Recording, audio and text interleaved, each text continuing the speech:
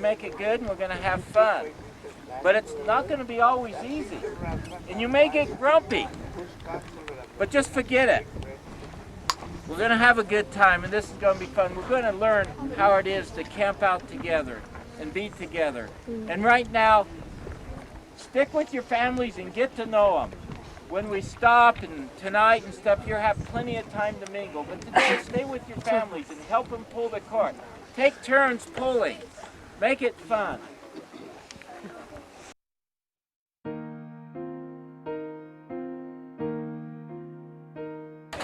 What's your family name? My family name is Independence Company. Young Family. Where are you guys from? England. We must cross the raging main before the promised land we gain. Then with the faithful make a start to cross the plains in your handcart. For some will push and some will pull as we go marching up the hill, and merrily on the way we go until we reach the valley of. You got some stones in that cart? As on the roads the carts we pull, 'twould very much surprise the world to see the old and feeble dame thus lend a hand to pull the same. Maidens fair will dance and sing, young men more happy than a king, and children too will laugh and play, their strength increasing day by day. And long before the valley's gate we will be met upon the plains with music sweet and friends so dear, and fresh supplies our hearts to cheer. And then with music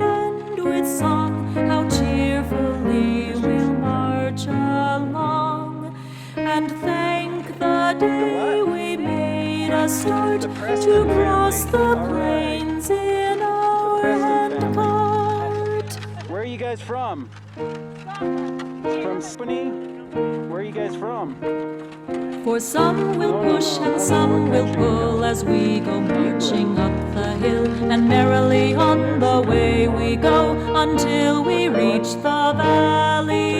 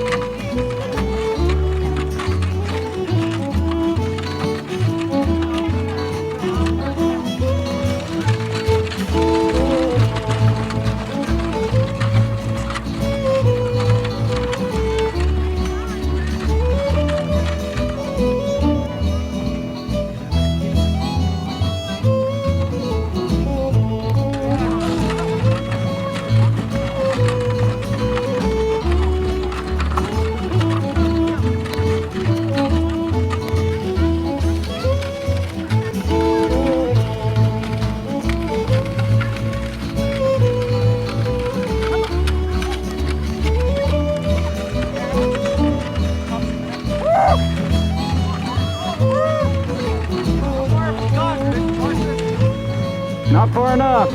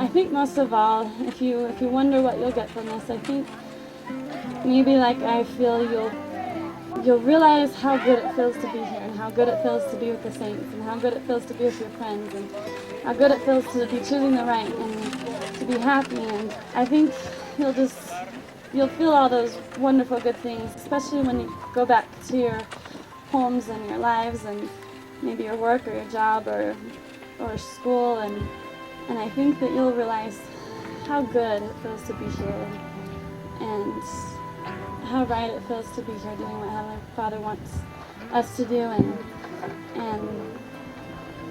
learning and having our testimonies grow.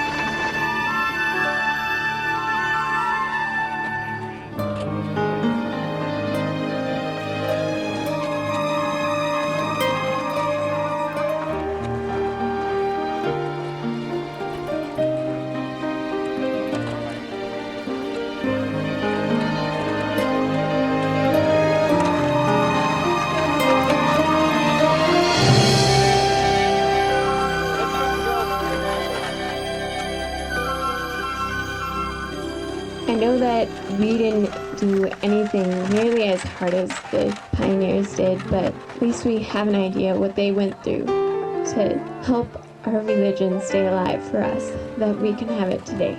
And I'm grateful for everything that the pioneers sacrificed for us.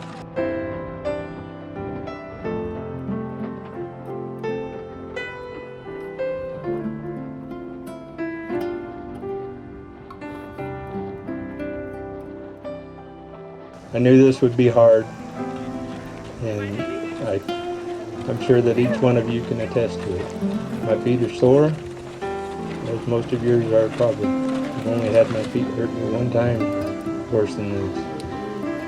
And I can't imagine, because the pioneers didn't have the shoes that we had to wear.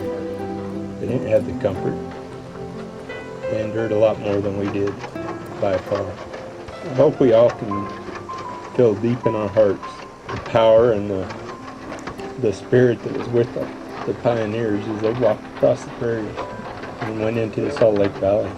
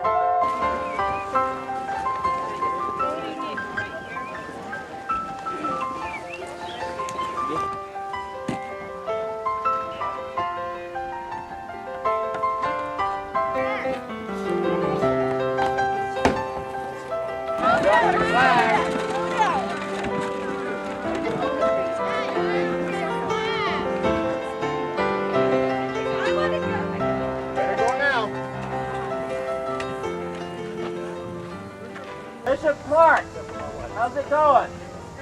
Good. Need anything? I don't think so. Okay, Bishop Little. Here. Everything good in your group? Everything's great. I hope you all drank water last night and lots of water this morning, because it's good to store water in your system.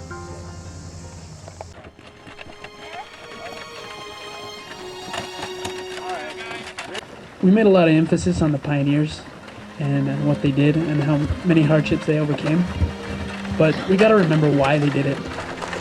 They did it because they loved their Lord and Savior Jesus Christ, because he was calling them to Salt Lake Valley. Now, We're not being called to Salt Lake Valley, but there's another reason why we're doing it. Is to get an idea of what the refiner's fire was. Each one of us in our lives have to go through a refiner's fire. And for the pioneers, their trek, that was a refiner's fire. It prepared them for the moments ahead that would challenge them in their testimonies and in their spirit. Noble youth of every nation, we have heard the call. Born to lead this generation, we are standing tall. We are strong and we are brave.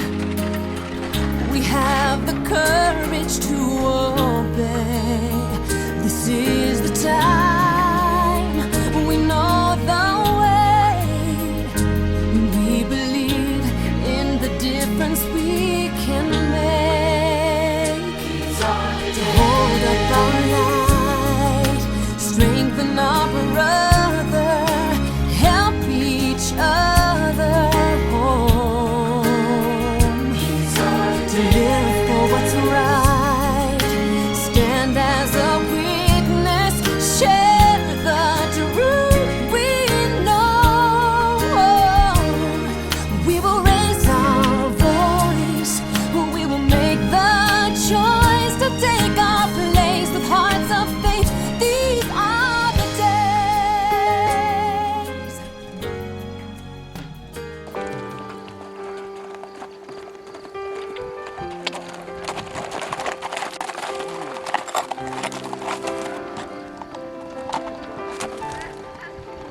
Oh!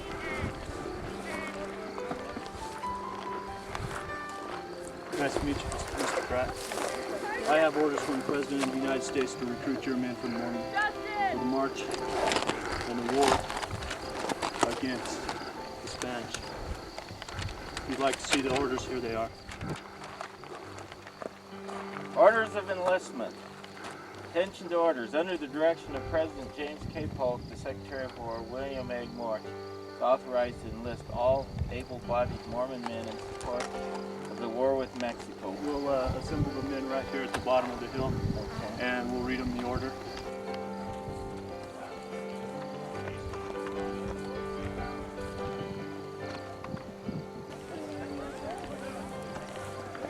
Yeah, we'll put on.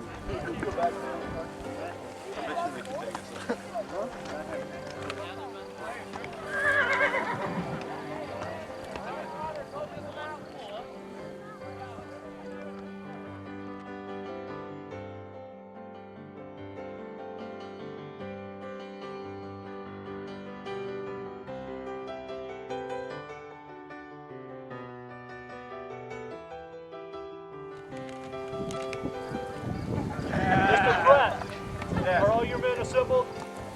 All the men here? Attention to orders. Under the direction of President James K. Polk, Secretary of War, William L. Marsh has authorized to enlist all able-bodied Mormon men in support of the war with Mexico. 3 companies, 1 battalion of Mormon men will be formed. All companies will march 800 miles from Fort Leavenworth to Santa Fe, New Mexico, where the companies will unite with the Army of the West. From Santa Fe, you are required to march in defense of our nation's southwest front to California. Your enlistment of 1 year's time is required in support of your country.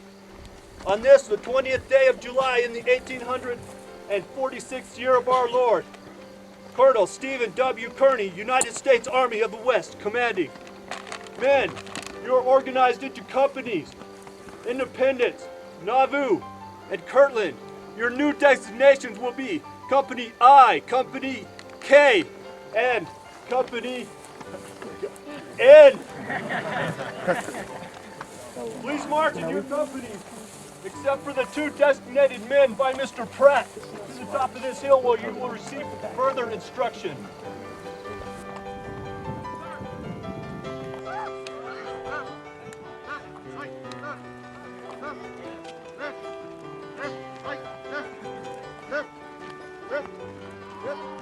Left,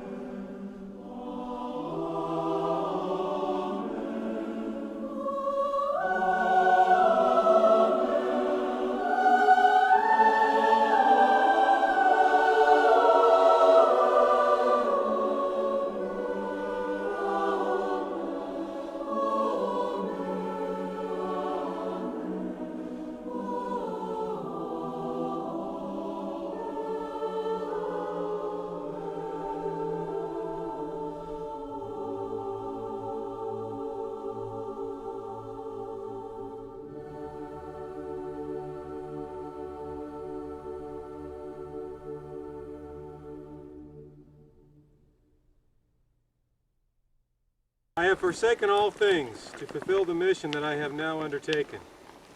I have forsaken for the time being my possessions, my family, and at the risk of life start for Mexico as a United States soldier with 500 of my brethren in order to show that the blood of my grandfathers who fought and bled in the Revolutionary War and the spirit of liberty and freedom still courses in the veins of some of their posterity that are called Mormons. From President Brigham Young, brethren, you will be blessed if you live for those blessings which you have been taught to live for. The Mormon Battalion will be held in honorable remembrance to the latest generation.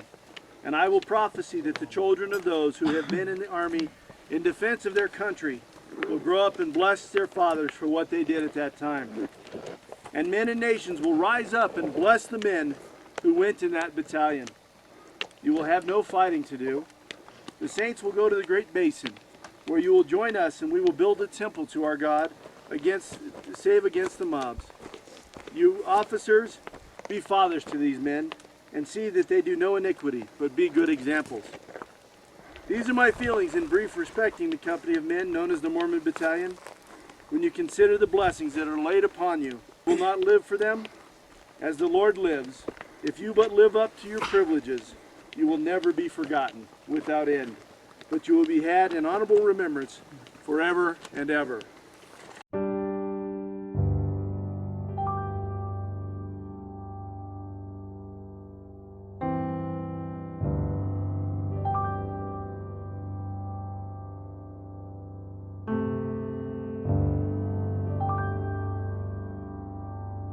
And as I was standing up there watching these young ladies and women pull those hand carts, tears rolled down my face because I knew what the pioneers had to deal with leaving their family.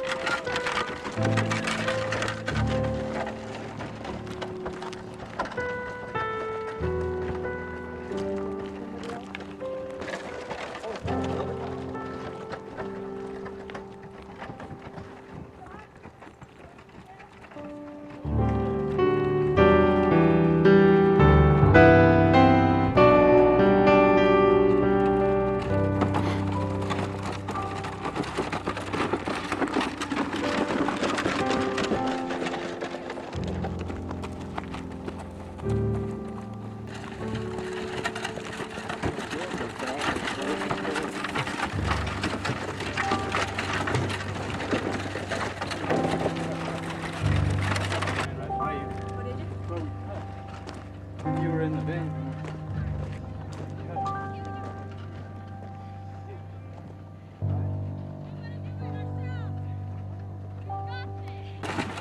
Don't be scared.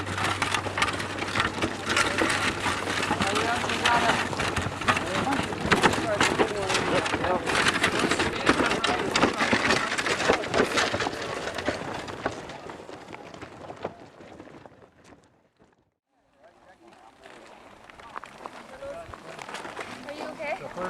Hey, babe, come on. Did you guys take a look at? Yeah, you guys need help, huh? So, yeah.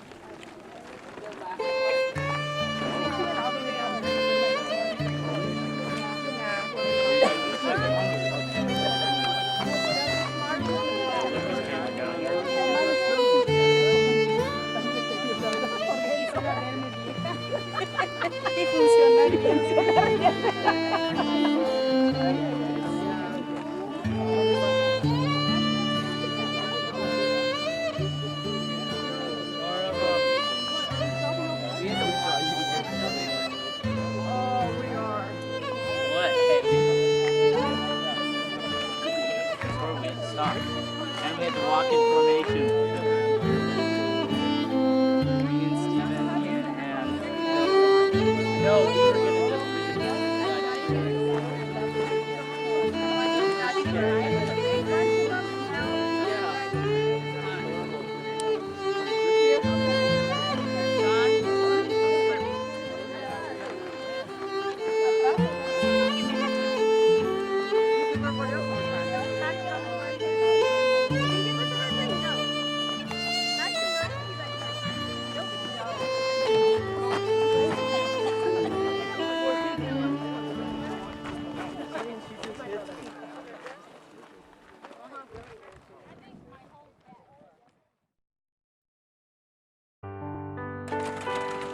Our stake leaders are inspired men.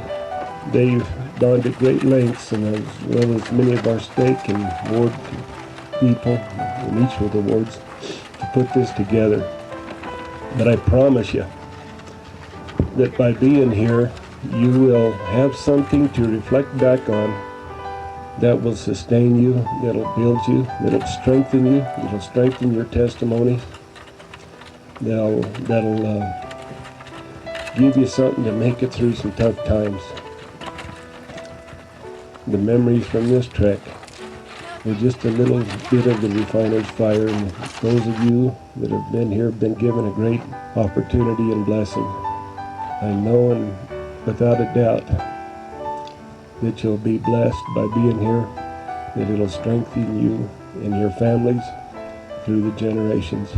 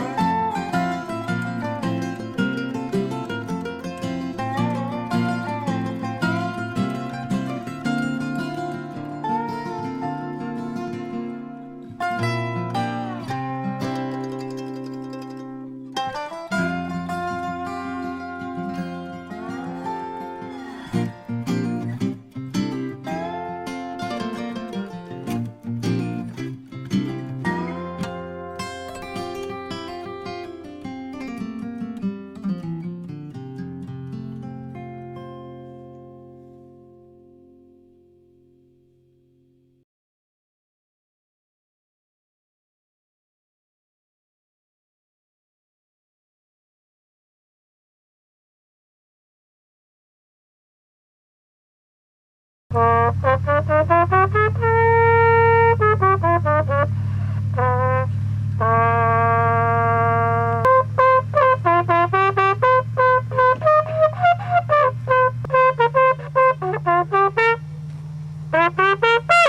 let's have a prayer and then let's have a group hug.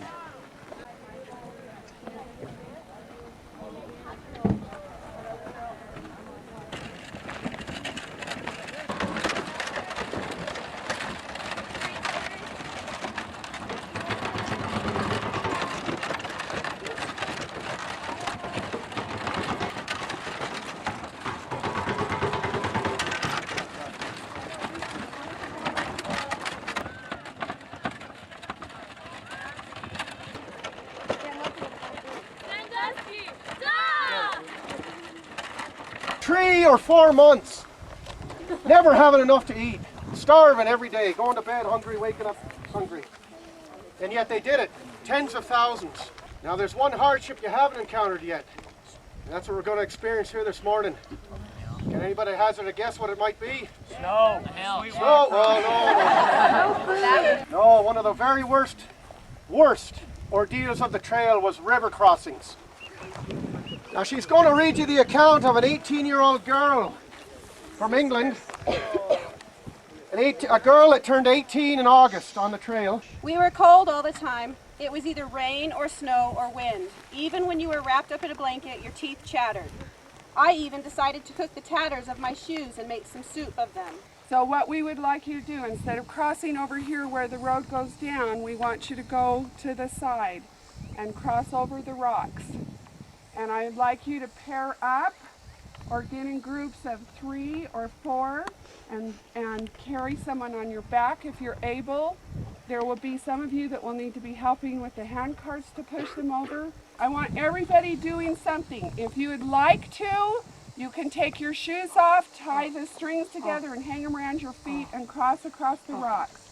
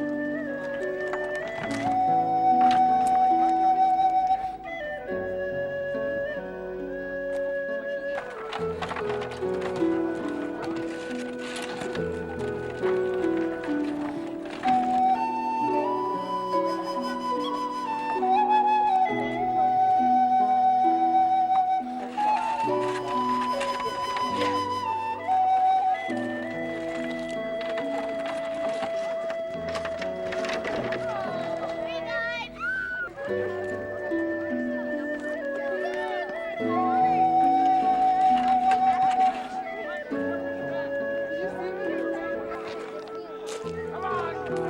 Shall I push?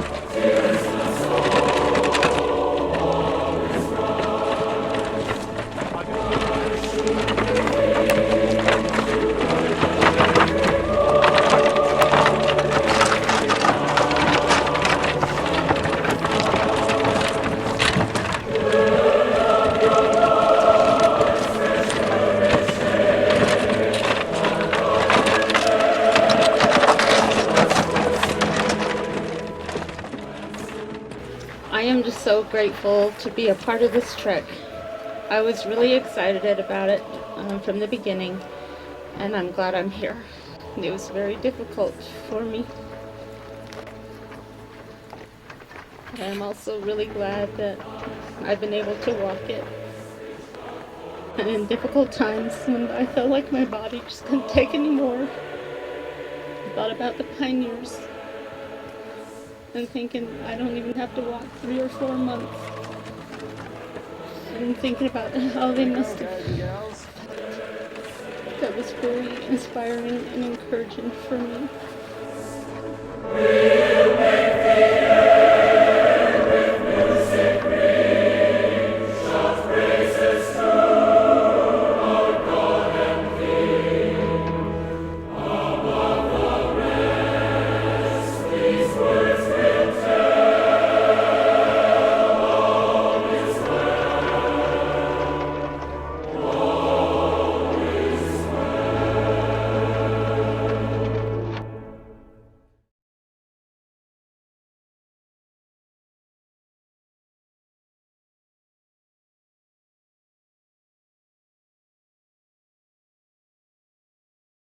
The first day was probably the hardest for me. I got very nauseous. I think our big brother didn't show up, so I was being the big brother and the pa rather. So I had to do it all, and I think I overdid it. But after the first day, when I got my body used to the climate, acclimated to the altitude and the terrain, it was very nice, beautiful. I was a pa on one of the hand carts, and we had a family of 8. And we were named after the Cloughs, who was an actual pioneer family from one of the family members. And I'm tired. My feet hurt. I cannot imagine doing this for another 800 miles or whatever it was. 35 miles was enough for me. If I were a pioneer, I would have died in eastern Nebraska, I think. We went through a trial, and we're all a lot stronger, and we can all talk about how great it was and how much fun it was. And it'll become a lot more fun the farther away it was. That was a marvelous experience. Not just for the experience of walking long distances together. That had a lot to do with it, just doing something together for an extended period of time. But also to experience what some of their ancestors have experienced. And not just the walking part and getting sore part and having trials, but the realization into drawing nearer to God as their ancestors have, and to experience what the early members experienced in drawing together spiritually. I think the idea of working together like this has been a marvelous experience and a spiritual experience for them. So great physically, great emotionally, great spiritually. I would put this at the top.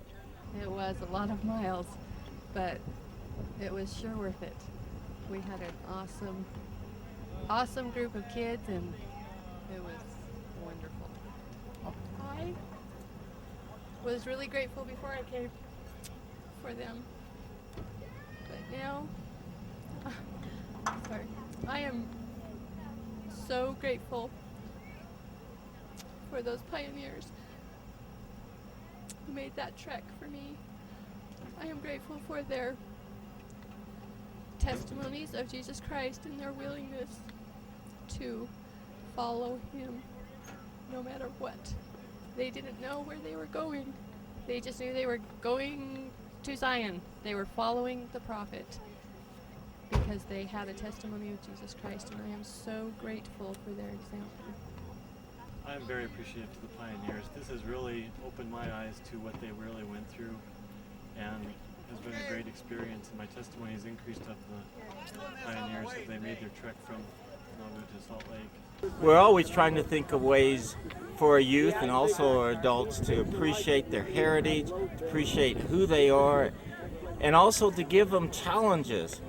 I found over the years that I especially have worked with the young women, taking them on overnight hikes when they're like 15 and 16.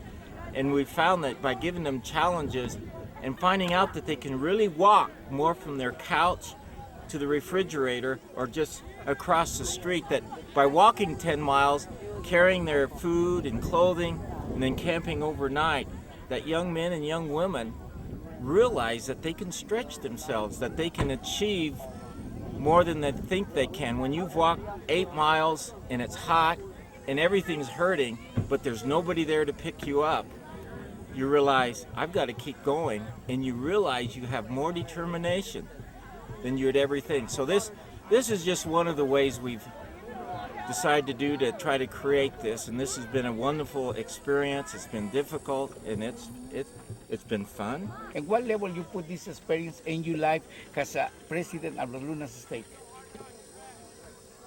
It's one of the great experiences. I've had many great experiences, but as a stake president, this has been one of the hardest ones because we had to plan a lot. There's a lot of logistics, a lot of good people that helped us out to get porta potties out here and to get the water and to get food and also to prepare and make these carts.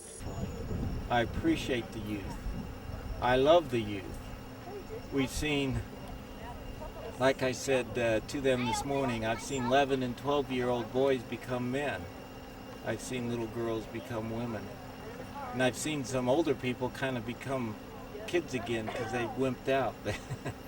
But it's interesting to see what youth will pull through and really become adults and take on adult responsibility. I'm sure when they go home, they will revert back to teenagers, but we do know that when the time is needed, they will rise up and be a great generation. I just appreciate the opportunity I've had as stake president to leading this group. It's an honor and a privilege, and I just love the adults and the children that we've worked with. And like one brother who is a fairly new convert from Valencia was watching us. He was our waterman. That's Brother Smart. And as we were walking up a hill this morning and he was watching us, he says, "These are my heroes." And I agree with him. I saw a lot of heroes.